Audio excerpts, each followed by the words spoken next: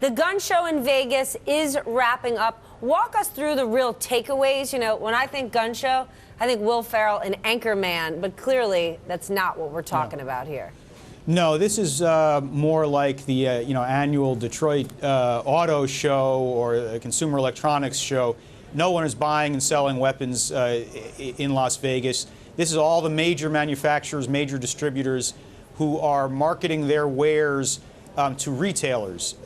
So you have gun dealers from all over the country, tens of thousands of them, walking in a huge exposition space, taking a look at the latest from Glock, the latest from Smith & Wesson, the latest from Barrett, and so forth.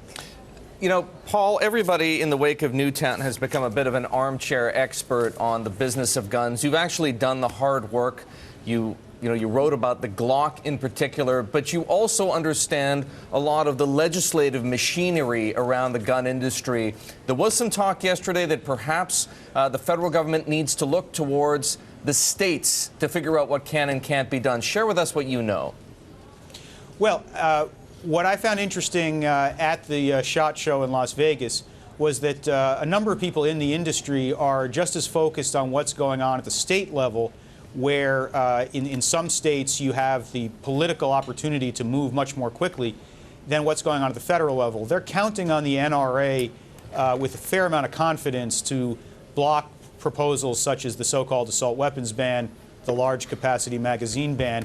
But those changes are already taking place at the state level. We have quite dramatic law that was already enacted in a very large state, New York, that imposes some impressive new and very stringent restrictions on what kinds of weapons can be sold, and even requires people who have some of the banned weapons that have already in their possession to go in and register with them with the government, which is something that gun rights groups very much resent.